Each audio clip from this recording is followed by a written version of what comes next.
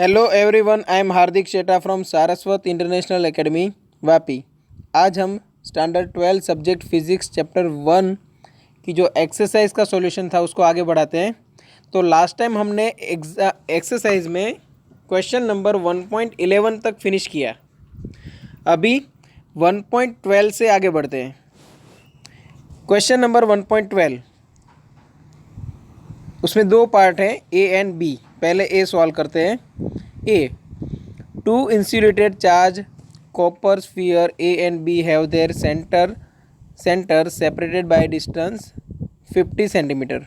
What is the mutual force of electrostatic repulsion if the charge on each is 6.5 into 10 to power minus 7 coulomb. समझो, आपको charge दोनों sphere पे same दिया हुआ है, मतलब q a equal to q b equal to 6.5 into 10 to power minus 7 coulomb, और आपको डिस्टेंस दिया हुआ है 50 सेंटीमीटर। मीटर में कन्वर्ट करो तो 0.5 metre. Okay, the radius of a and b are negligible compare to the distance of separation. मतलब यहाँ पे दोनों स्फीयर को हम as a point charge consider कर सकते हैं और कूलम्स लॉ अप्लाई कर सकते हैं। तो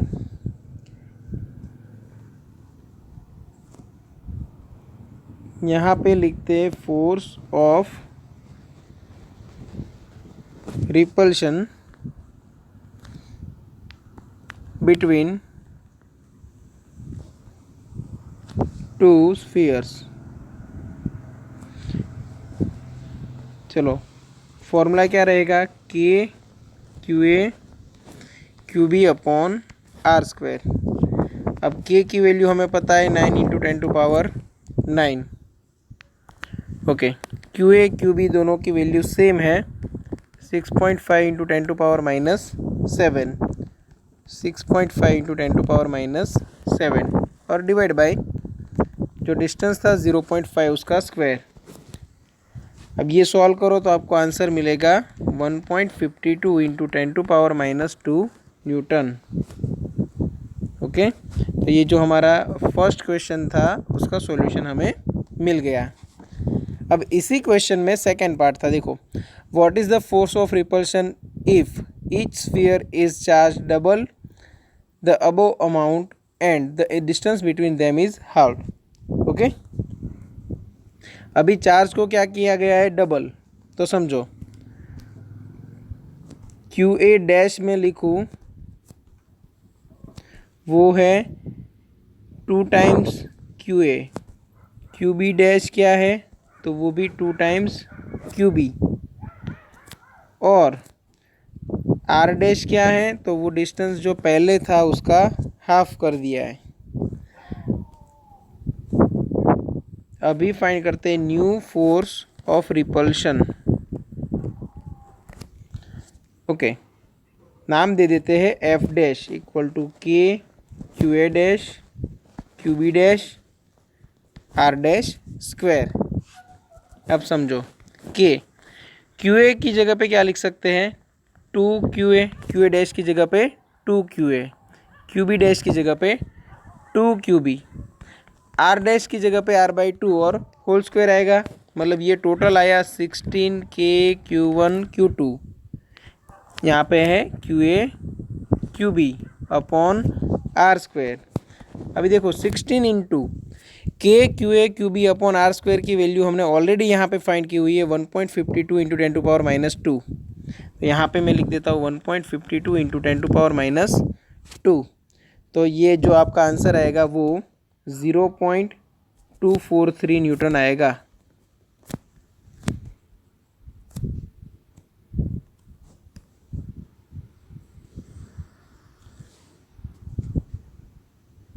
ओके,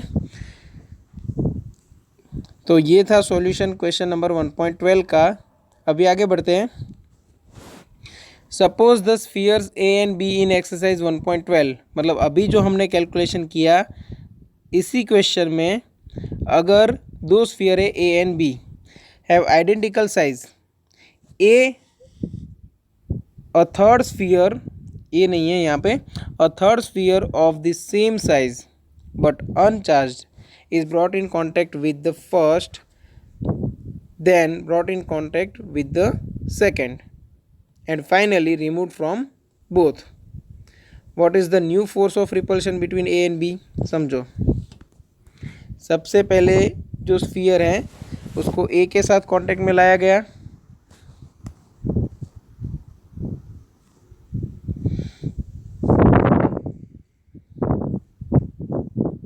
तो यहाँ पे लिख सकते हो initially charge on each sphere, हर एक स्फीयर का चार्ज है वो सेम था, Q A and Q B, तो वो मैं नाम दे देता हूँ सिर्फ क्यू। चलो क्यू इक्वल टू क्या है, 6.5 into 10⁻⁻7 coulomb, 6.5 into 10⁻⁻7 coulomb. Okay,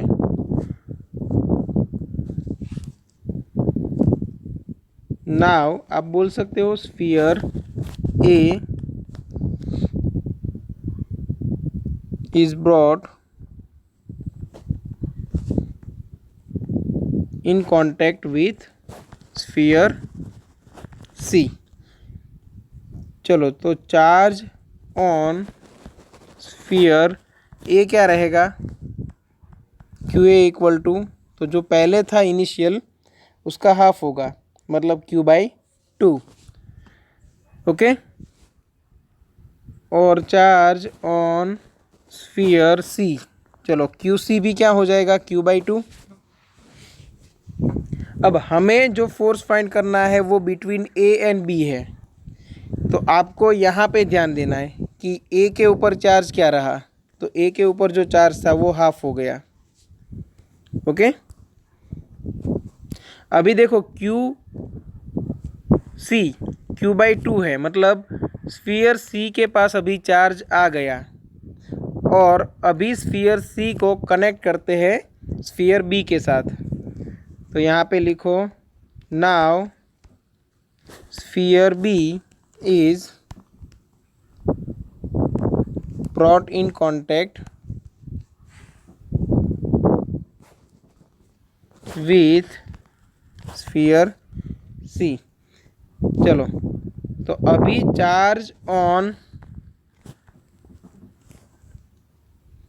B क्या रहेगा, अभी जो चार्ज है बी के ऊपर वो क्या रहेगा, समझो इनिशियली बी के पास था चार्ज क्यू और सी के पास चार्ज था क्यू बाई 2।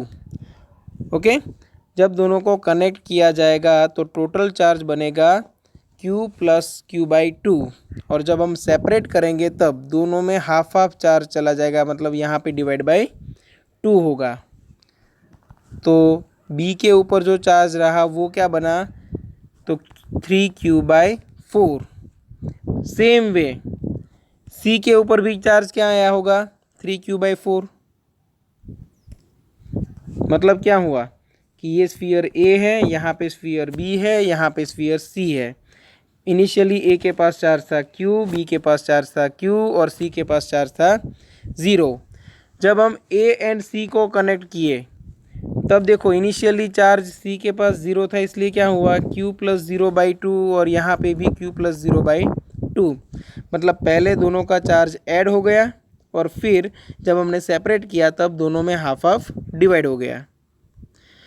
उसके बाद जब हम B एंड C को कनेक्ट किए तब क्या हुआ, B के पास जो चार्ज आया वो Q प्लस Q/2 का हाफ,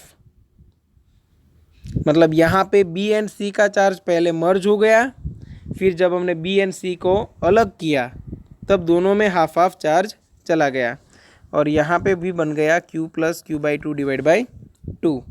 एकदम सिंपल है समझने में। ओके, तो अभी कैलकुलेट करते हैं। अभी देखो charge on Q, charge on C की ज़रूरत नहीं है, वो भी क्या रहेगा, सेम। अभी हमें फाइंड करना है force of repulsion between a and b. Force of repulsion between a and b. चलो एफ इक्वल टू क्या रहेगा, k q a q b divide by r square.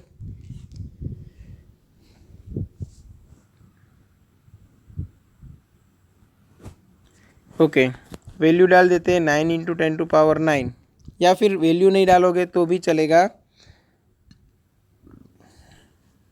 यहाँ पे लिखना है के, चलो यहाँ पे 3/4, क्यू ए है वो q/2 था, और ये है वो 3/4 और divide by r square. Okay, r जो इनिशियली था वही रखना है, तो ये बना 3/8 के Q²/R² वो क्या है, जो हमारा पुराना वाला एफ था वो कौन सा था, तो यहाँ पे हमने फाइंड किया था 1.52 इंटू 10⁻⁻²। अगर एग्ज़ाम में ये क्वेश्चन अलग से आया तो आपको सारी वैल्यू यहाँ पे डाल देनी है, मतलब 3/8 तो लिखना ही है, के की वैल्यू 9 इंटू 10⁻⁹, क्यू की वैल्यू 6.5 इंटू 10⁻⁷ होल स्क्वायर और डिवाइड बाय 0.5 होल स्क्वायर। ऐसे आपको मिलेगा force 5.703 into 10⁻³ Newton.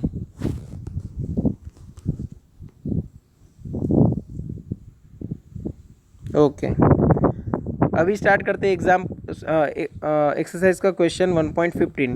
Consider a uniform electric field E equal to 3 into 10⁻³ i cap newton पर कूलम। यहाँ पे याद रखना इलेक्ट्रिक फील्ड है, उसकी डायरेक्शन है एक्स एक्सिस।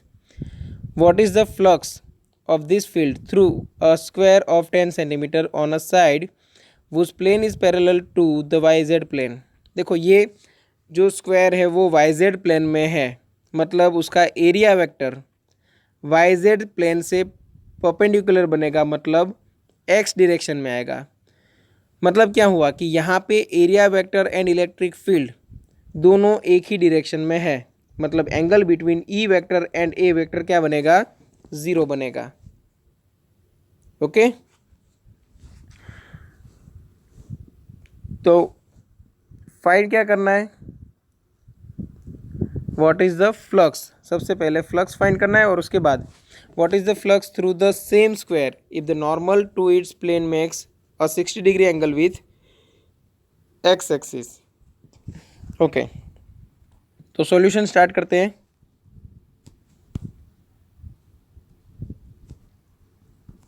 ए के लिए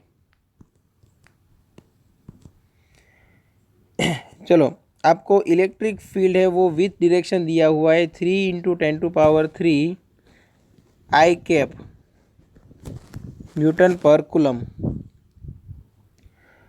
और जो साइड लेंथ है सपोज मैं एल नाम दे दूं, तो वो है 10 सेंटीमीटर, मतलब 0.1 मीटर। उस हिसाब से एरिया क्या बनेगा, तो लेंथ का स्क्वायर, मतलब 0.1 into 0.1 that is 0.01 metre square.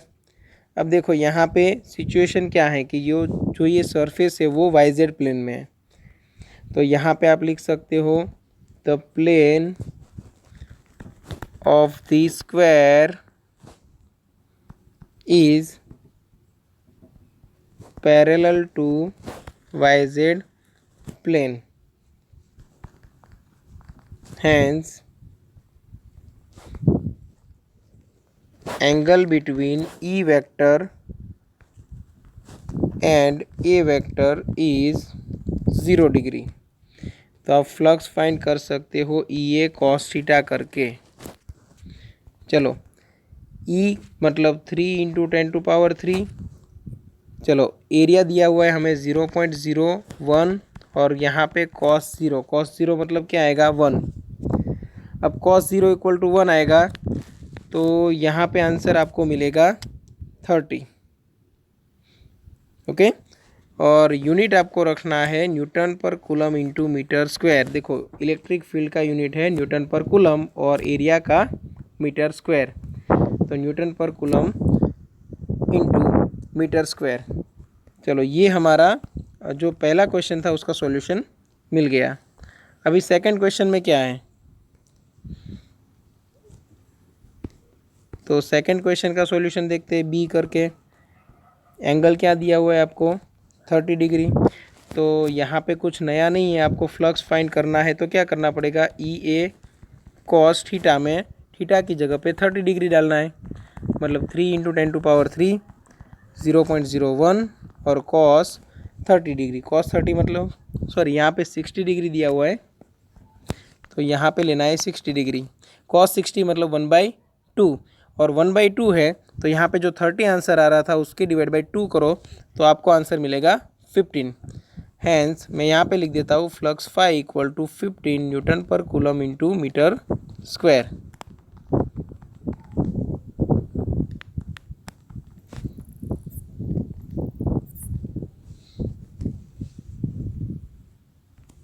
तो ये मिल गया सेकेंड आंसर। ओके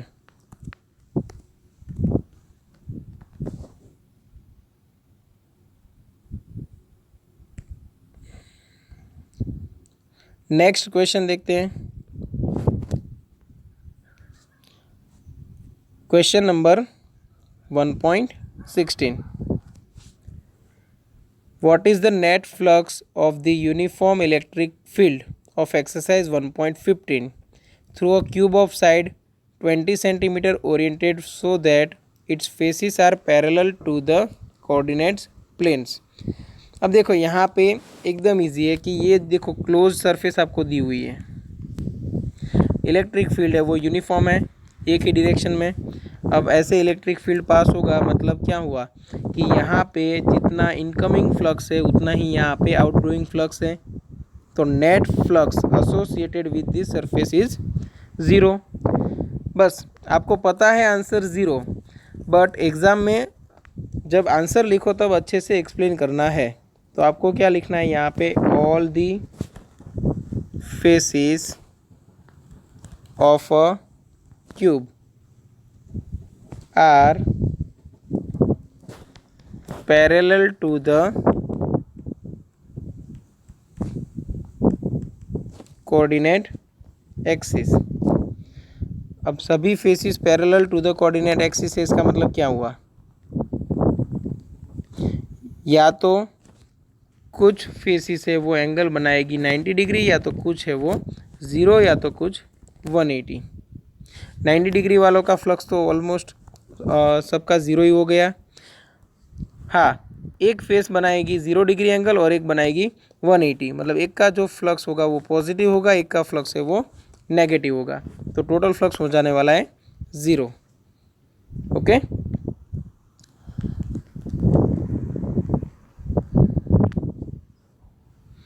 तो यहाँ पे लिख सकते हो आप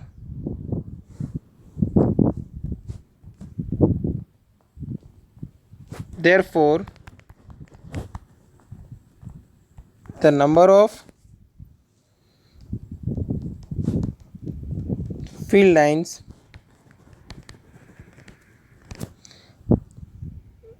entering the cube is equal to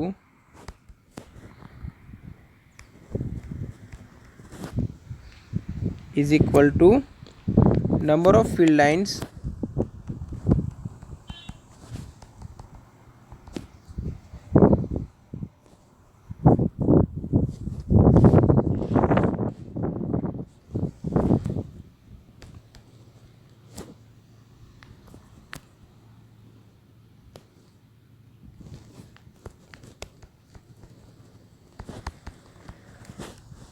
leaving out the cube।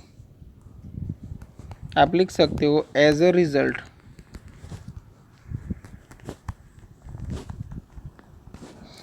Net flux through the cube is 0। Okay फिर से रीड करता हूँ क्योंकि मुझे पता है कि आपको यहाँ पे जो मेरे राइटिंग है वो अच्छे से समझ में नहीं आएंगे। ठीक है, आपको लिखना क्या है, all the faces of a cube are parallel to the coordinate axis, therefore the number of field lines entering the cube is equal to number of field lines leaving out the cube. As a result, net flux through the cube is 0. Question number 17 देखते हैं. Careful measurement of the electric field at the surface of a black box indicates that the net outward flux through the surface of the box is 8 into 10 to power 3 newton metre square पर coulomb. चलो, net flux आपको दिया हुआ है 8 into 10 to power 3 newton metre square पर coulomb. Okay, उसके बाद A करके आपको क्वेश्चन पूछा है what is the net charge inside the cube, inside the box. Okay, उसका सॉल्यूशन पहले देख लेते हैं. चलो, आपको क्या फाइंड करना है, net charge inside the box. तो आपको फ्लक्स का फॉर्मूला पता है, इलेक्ट्रिक फ्लक्स का फॉर्मूला है phi equal to Q upon epsilon naught. अगर क्यू फाइंड करना है तो फाई इंटू आपको क्या करना पड़ेगा, एप्सिलॉन नॉट. चलो, फाई की वैल्यू हमारे पास क्या है, तो 8 इंटू 10 टू पावर 3, तो 8 इंटू 10 टू पावर 3. और एप्सिलॉन नॉट की वैल्यू हमारे पास है 8.854 इंटू 10 टू पावर -12. तो आपको यहाँ पे चार्ज मिल गया 7.08 इंटू 10 टू पावर -8 कूलम. एकदम इजी है, सिर्फ एक छोटा सा फॉर्मूला आपको यूज़ करना है. Phi equal to Q upon epsilon naught, और उसमें आपको क्यू निकालना है. ओके, चलो बी क्वेश्चन क्या है वो देख लेते हैं.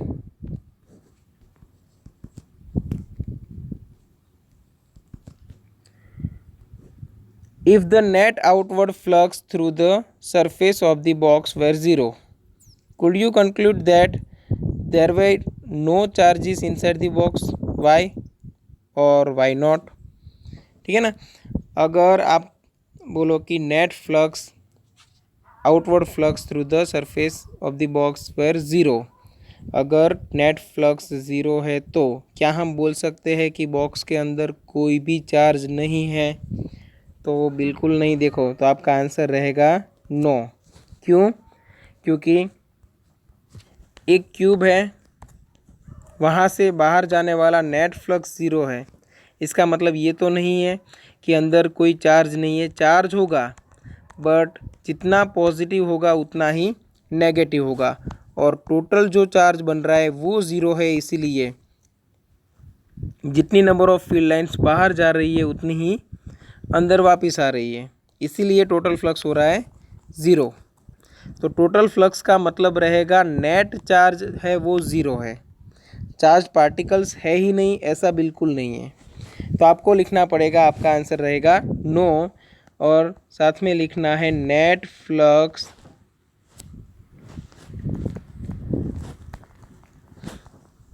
कमिंग आउट ऑफ बॉक्स, या तो फिर कोई भी body, depends on the net charge contained by body. तो यहाँ पे बोल सकते हो if net flux is 0 then it can be inferred that net charge inside the body 0. तो यहाँ पे लिखना है here net charge inside the body is 0.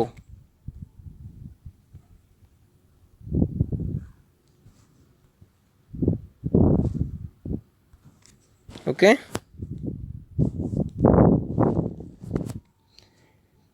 अब नेट चार्ज 0 है, इसका मतलब क्या हुआ, तो आप लिख सकते हो the body may have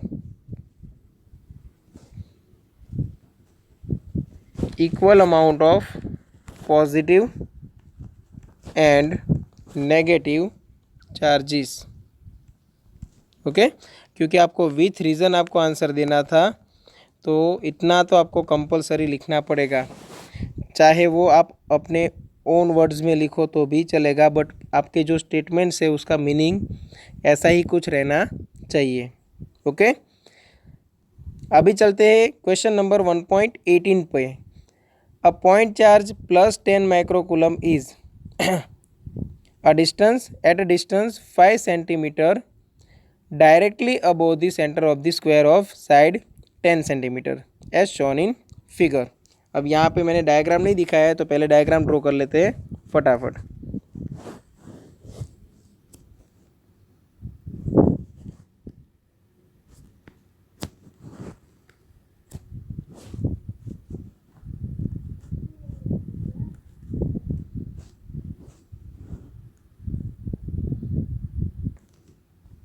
okay, ये जो डिस्टेंस है वो आपको दिया हुआ है 10 सेंटीमीटर।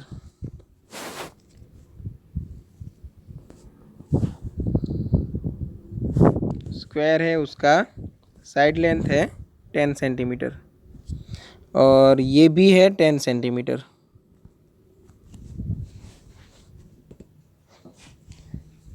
और जो पॉइंट आपको दिया हुआ है वो सेंटर से 5 सेंटीमीटर ऊपर है।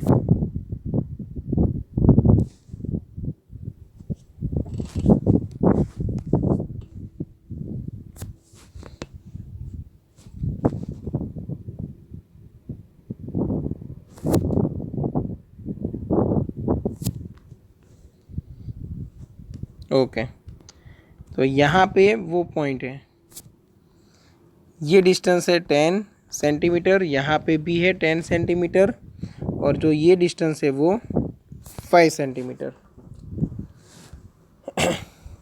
What is the magnitude of electric flux through the square. यहाँ पे चार्ज रखा है Q equal to 10 microcoulomb. Okay, देखो एकदम इजी है, यहाँ पे आपको हिंट भी दी हुई है। Think of the square as one face of a cube with edge 10 centimetre. मतलब ये समझ लो कि ये जो स्क्वायर है उससे एक बहुत बड़ा क्यूब बना हुआ है।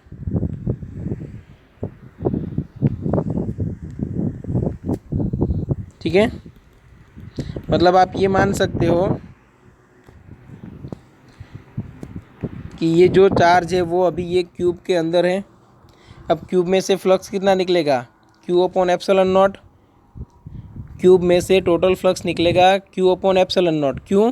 क्योंकि ये जो पॉइंट चार्ज है Q, उसमें से जितनी भी इलेक्ट्रिक फील्ड लाइंस निकलेगी वो सब ये क्यूब में से ही पास होने वाली है। अब क्यूब में से पास होगी तो हम ये भी बोल सकते हैं कि ये जो क्यूब है उसके पास टोटल ऐसी कितनी फेसिस है, 6।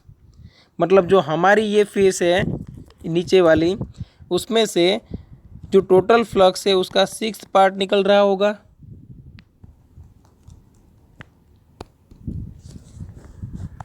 ओके, अब 6th पार्ट निकल रहा है, मतलब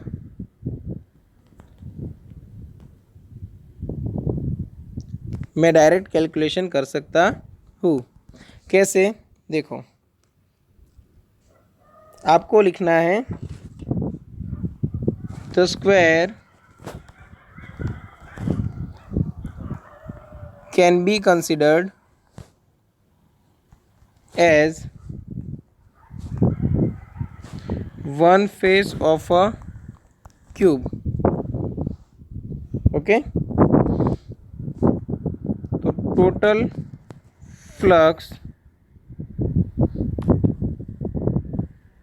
थ्रू क्यूब कितना होगा, 5 total equal to Q upon epsilon not.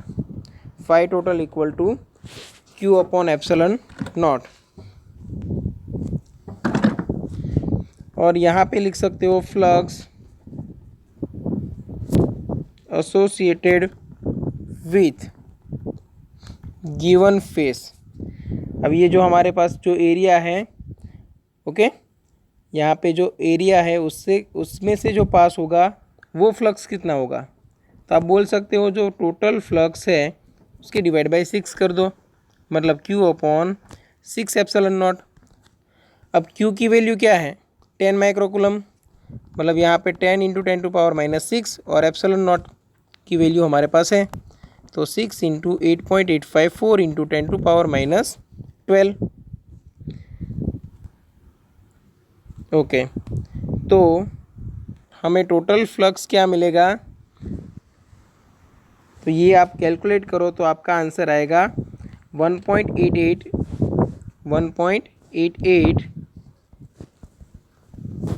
Into 10⁵ newton metre square पर कूलम।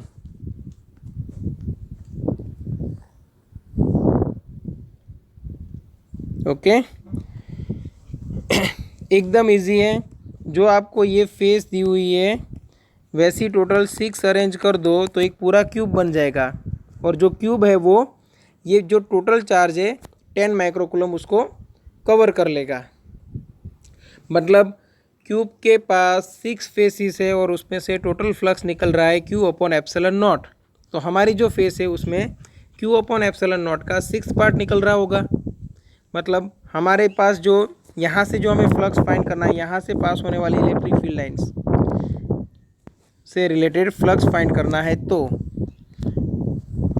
तो मेरा आंसर आएगा Q/ε0 का 6 पार्ट, क्योंकि यहाँ पे इलेक्ट्रिक फील्ड लाइन हर एक डायरेक्शन में स्प्रेड हो रही थी। जितनी इलेक्ट्रिक फील्ड लाइन निकल रही थी उसका 6 पार्ट मैं बोल सकता हूँ कि हमारे पास जो एरिया है उसमें से पास हो रहा था। क्लियर?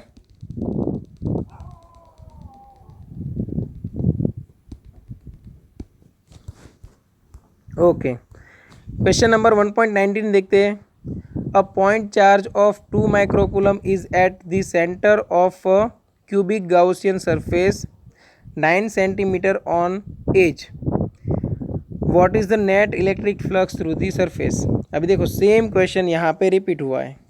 फ्लक्स फाइंड करना है तो आपको क्या करना है, Q/ε0, Q दिया हुआ है आपको 2 माइक्रोकुलम, मतलब 2 इंटू 10⁻⁻6, तो यहाँ पे 8.854 इंटू 10⁻12।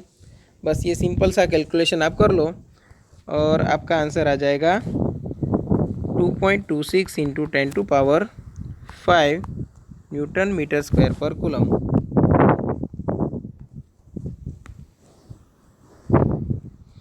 ओके,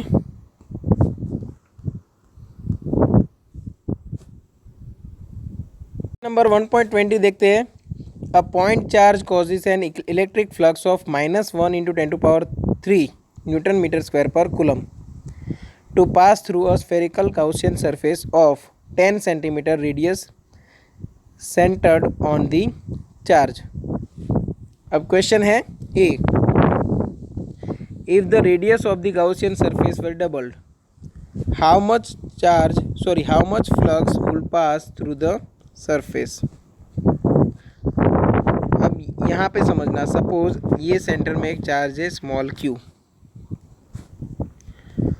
और ये है आपकी गाउसियन सरफेस। सपोज ये गाउसियन सरफेस में से इलेक्ट्रिक फील्ड लाइन पास हो रही थी इतनी, सपोज ये 1 2 3 4 5 6 7 8 9 10।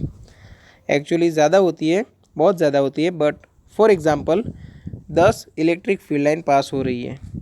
अब यहाँ पे क्वेश्चन में क्या पूछा है कि अगर गाउसियन सरफेस है उसकी साइज़ में इंक्रीज़ कर दूँ, डबल कर दूँ, मतलब जो रेडियस है वो डबल कर दूँ, तो फिर फ्लक्स कितना पास होगा। देखो यहाँ पे हम डबल ड्रॉ कर लेते हैं, ये हमने गाउसियन सरफेस है वो डबल कर दी। अब ये जो नई गाउसियन सरफेस है उसमें से कितनी फील्ड लाइन पास हो रही है, यहाँ से इलेक्ट्रिक फील्ड लाइन पास हो रही है 10 और यहाँ से भी इलेक्ट्रिक फील्ड लाइन पास हो रही है 10। इसका मतलब क्या हुआ कि गाउसियन सरफेस की साइज़ है उससे पता नहीं चलेगा कितना फ्लक्स पास हो रहा है, क्योंकि फ्लक्स है वो किस पे डिपेंड करता है, charge enclosed by body only, तो साइज़ पे डिपेंडेड नहीं है।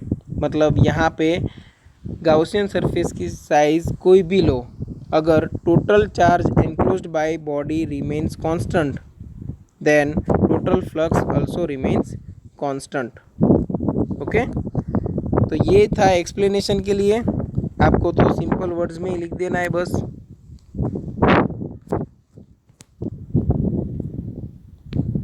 चलो, ए का आंसर क्या लिखोगे आप? तो आपको लिखना है electric flux through a surface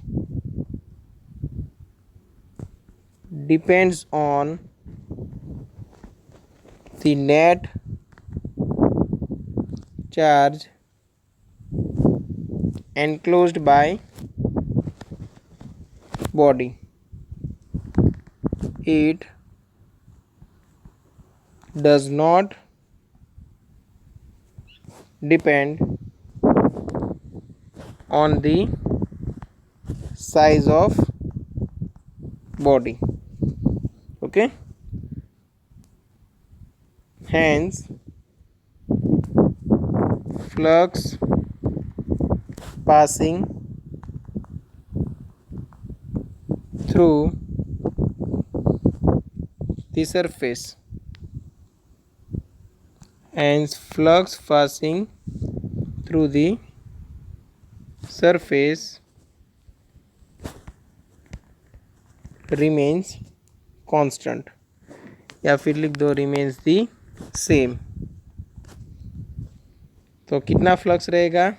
same, -10⁻³ Newton metre square पर कूलम।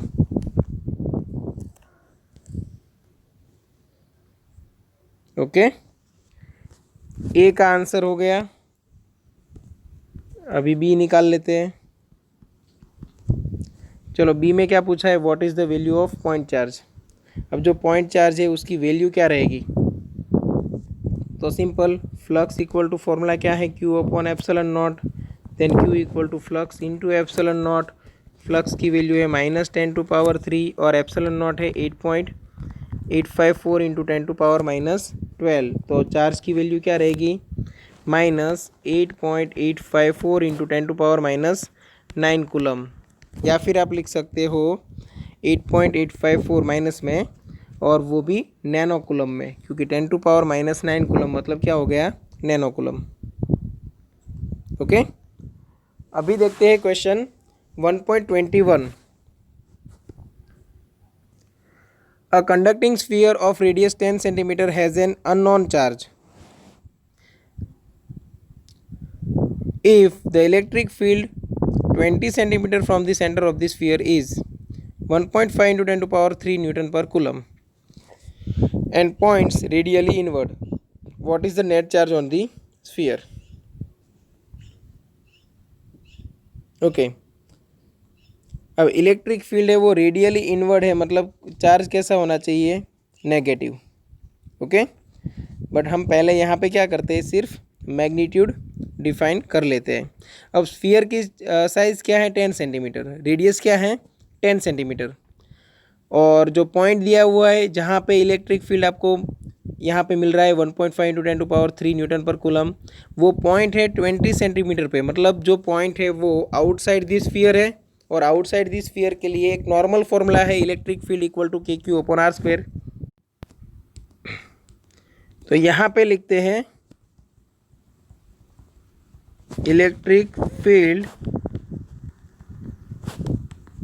Outside the sphere. चलो, electric field outside the sphere का फॉर्मूला क्या रहेगा? KQ/R², जो नॉर्मल फॉर्मूला है। ओके, इसमें हमें क्या करना है? Q की वैल्यू निकालनी है। अब इलेक्ट्रिक फील्ड हमें क्या दिया हुआ है? 1.5 इंटू 10⁻³ 1.5 इंटू 10⁻³। K की वैल्यू है 9 इंटू 10⁻⁹। Q हमें फाइंड करना है, Q हमें फाइंड करना है। और R दिया हुआ है हमें। R क्या है? तो R कोई रेडियस नहीं है। ओके, R कोई रेडियस नहीं है, वो distance of the point from centre of the sphere है। और डिस्टेंस हमें कितना दिया हुआ है? 20 सेंटीमीटर, मतलब ये 0.2 मीटर हुआ, तो ये 0.2 का स्क्वायर हुआ। अब ये सॉल्व करो तो आपको चार्ज मिल जाएगा 6.67 इंटू 10⁻⁻9 कूलम। और इलेक्ट्रिक फील्ड आपको रेडियली इन्वर्ट दिया था, इसका मतलब क्या रहेगा कि ये जो चार्ज है वो नेगेटिव चार्ज है। तो यहाँ पे आप साइड में नेगेटिव चार्ज लिख सकते हो, but negative in nature. Okay,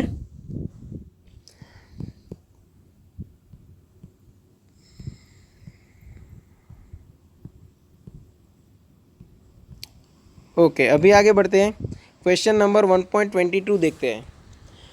a uniformly charge conducting sphere of radius diameter दिया हुआ है 2.4 metre, has a surface charge density of 80 microcoulomb per metre square. Find the charge on this sphere. एकदम simple है, आपको क्या क्या दिया हुआ है यहाँ पे पहले लिस्ट कर लेते हैं। तो हमारे पास है डायामीटर 2.4 मीटर, इसका मतलब क्या हुआ कि रेडियस जो है वो 1.2 मीटर हो गई। क्यों, यहाँ पे रीज़न लिख दो, radius equal to diameter divide by 2। और सरफेस चार्ज डेंसिटी मतलब आपको सिग्मा दिया हुआ है 80 माइक्रोकूलम पर मीटर स्क्वायर, मतलब 80 इंटू 10⁻⁻6 कूलम पर मीटर स्क्वायर। चलो सबसे पहले क्या फाइंड करना है, find the charge on this sphere. और चार्ज फाइंड करना है तो एकदम normal formula surface charge density का फॉर्मूला है वो यूज़ कर लो, total charge upon surface area. Surface charge density sigma equal to formula क्या है, Q अपॉन A। तो Q इक्वल टू क्या बनेगा, सिग्मा इंटू ए। चलो एरिया क्या बनेगा, यहाँ पे स्फीयर है तो 4πr², मतलब सिग्मा इंटू 4πr²।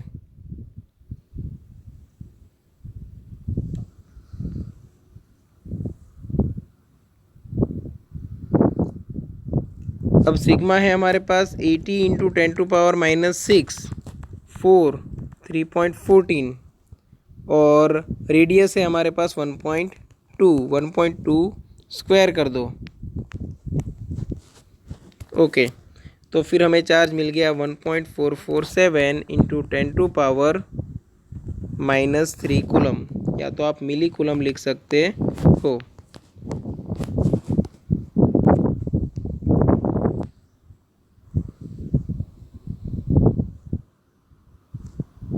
एकदम इजी क्वेश्चन है, एक नॉर्मल फॉर्मूला अप्लाई करना है और Q को अलग निकालना है। अब बी देखो, what is the total electric flux leaving the surface of the sphere. अब टोटल इलेक्ट्रिक फ्लक्स फाइंड करना है तो भी नॉर्मल फॉर्मूला है, फाई इक्वल टू आप क्या करोगे, Q अपॉन एप्सिलॉन नॉट करोगे। Phi equal to Q upon epsilon naught, और जो आंसर आए वो आपका फाइनल रिजल्ट।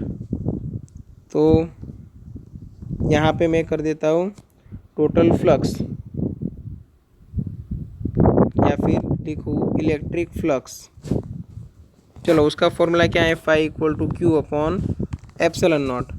Q क्या मिला है, 1.447 इंटू 10⁻⁻3, 8.854 इंटू 10⁻⁻12 एप्सिलॉन नॉट की वैल्यू, और आपको फ्लक्स मिल जाएगा 1.63 इंटू 10⁸ न्यूटन मीटर स्क्वायर पर कूलम। यूनिट लिखना मत भूलना, अदरवाइज हाफ मार्क वहाँ पे कट सकता है।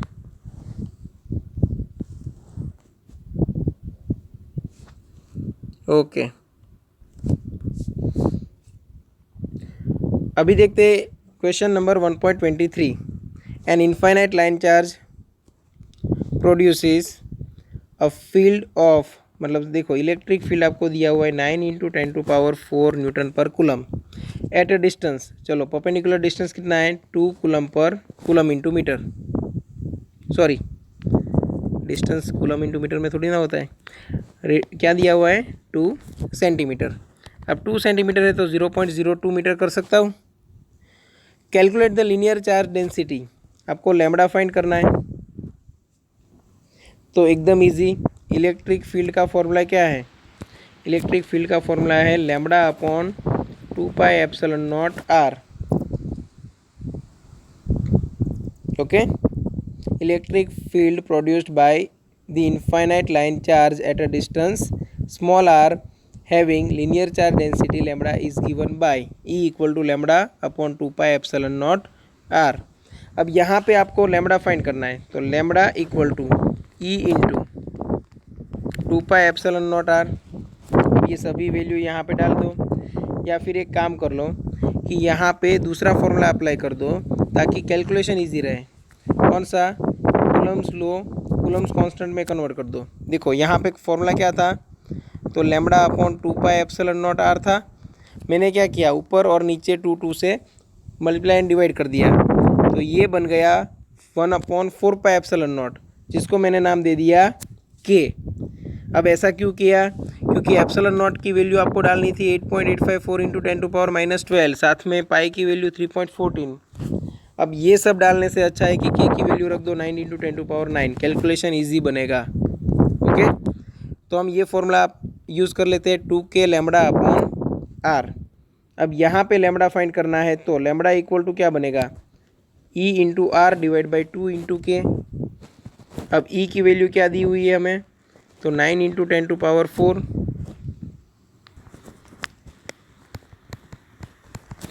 स्मॉल आर मतलब डिस्टेंस क्या दिया हुआ है 0.02 डिवाइड बाई 2 इंटू के की वैल्यू क्या है 9 इंटू 10⁻9।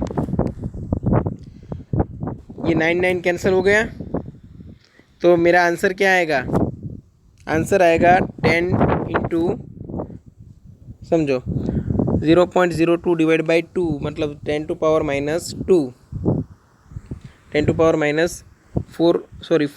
- 2 दैट इज़ 2, 2 - 9 10⁻7 आएगा कूलम पर मीटर। या तो आप 10 इंटू 10⁻6 लिख सकते हो, मतलब 10 माइक्रो कूलम पर metre. Okay, linear charge density आपको यहाँ पे मिल गई। Okay, 2 large thin metal plates are parallel and close to each other. On their inner faces, the plates have surface charge density of opposite signs and of magnitude 17 into 10⁻22 coulomb पर metre square. देखो sigma की value आपको दी हुई है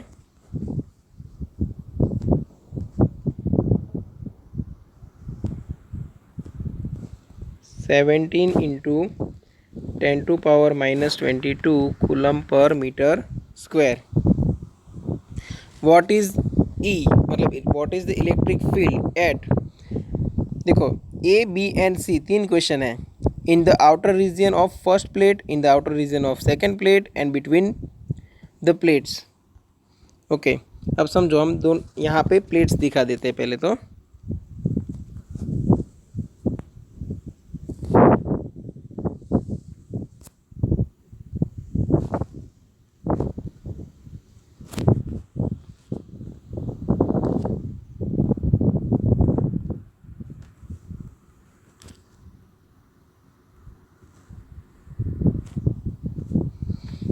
okay, ये दोनों plate, सबसे पहला स्टेटमेंट देखो, 2 large thin metal plates are parallel and close to each other. एक दूसरे से नज़दीक है, ऐसा क्यों बोला, समझो।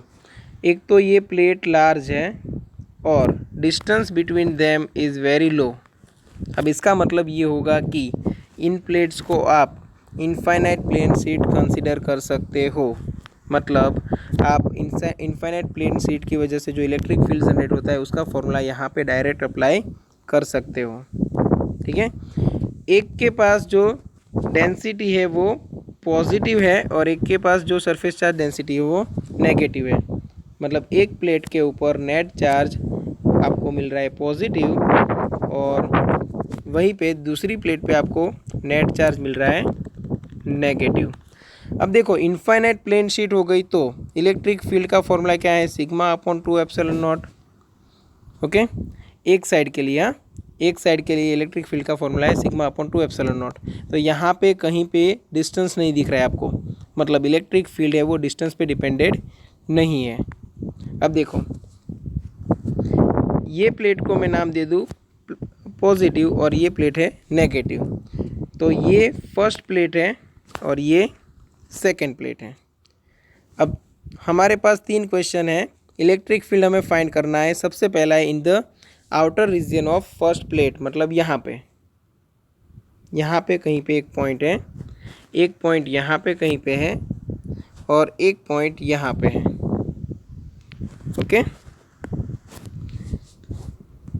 अब समझो, पॉजिटिव प्लेट की वजह से electric field away from it generate होगा, मतलब electric field generated by positive plate, और नेगेटिव प्लेट की वजह से टूवर्ड्स दी प्लेट होगा, electric field generated by negative plate.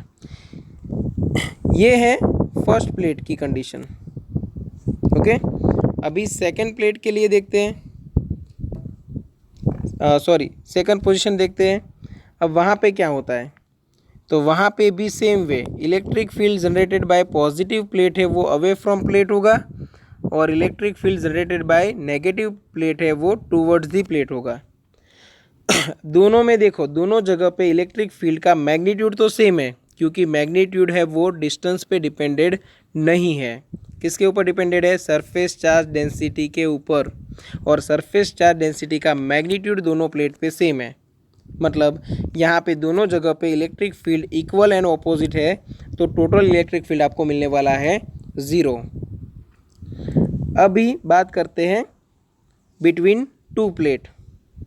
अब बिटवीन टू प्लेट देखो, यहाँ पे कोई एक पॉइंट है, पॉइंट्स के नाम दे देते हैं हम, points P, Q and R। अभी देखो, पॉजिटिव प्लेट की वजह से इलेक्ट्रिक फील्ड जनरेट होगा अवे फ्रॉम इट, और नेगेटिव की वजह से टूवर्ड्स दी प्लेट। यहाँ पे इलेक्ट्रिक फील्ड एक ही डायरेक्शन में है, मतलब यहाँ पे आपको नेट इलेक्ट्रिक फील्ड मिलेगा।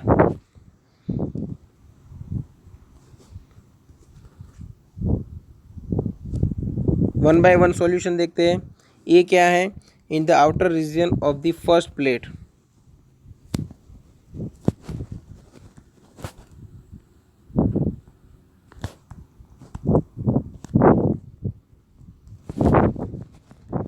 चलो ई नेट आपको क्या मिलने वाला है, तो electric field generated by positive plate minus electric field generated by negative plate.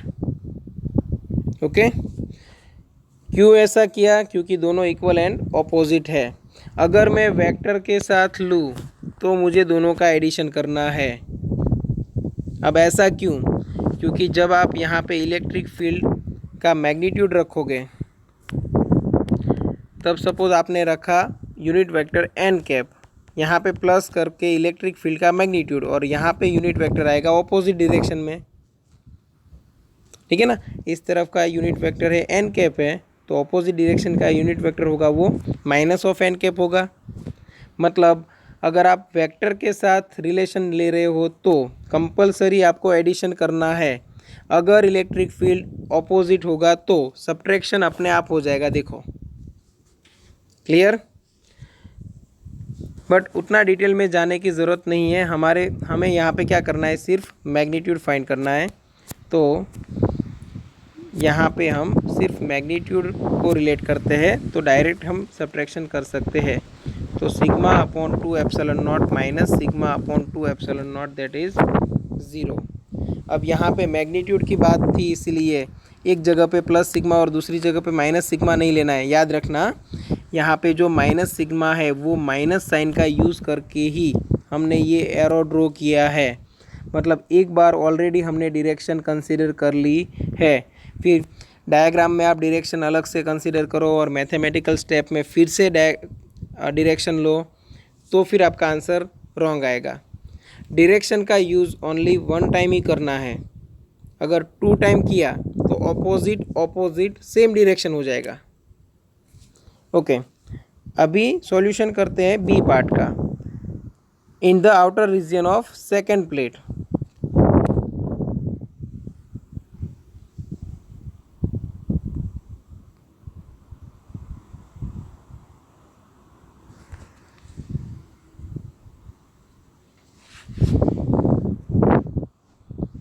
चलो वहाँ पे भी सेम कंडीशन है। तो ई नेट क्या मिलेगा, electric field generated by positive plate minus electric field generated by negative plate, sigma upon 2 epsilon naught minus sigma upon 2 epsilon naught, that is 0। चलो third question क्या था, बिटवीन द प्लेट्स।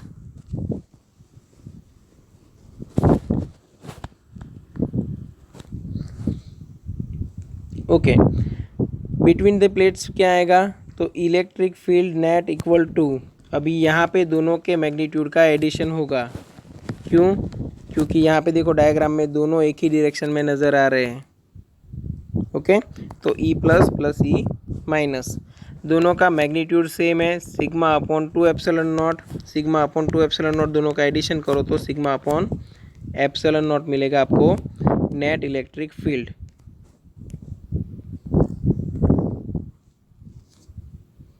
ओके, तो sigma upon epsilon not मिल गया, तो अभी सिर्फ value डाल दो।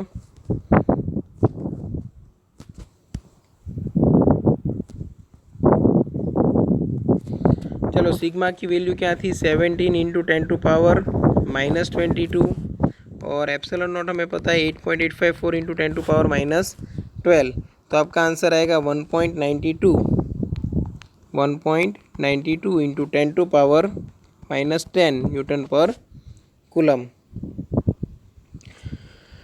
डायरेक्शन आपको इंडिकेट करनी है तो आप यहाँ पे इन ब्रैकेट लिख सकते हो, from positive plate to negative plate, electric field की जो डायरेक्शन है वो positive plate to negative plate रहेगी। ओके, यहाँ पे हमारी जो मेन एक्सरसाइज है उसका सॉल्यूशन फिनिश हुआ। ओके, अगर कोई डाउट है तो आप कांटेक्ट कर सकते हो। Okay, thank you.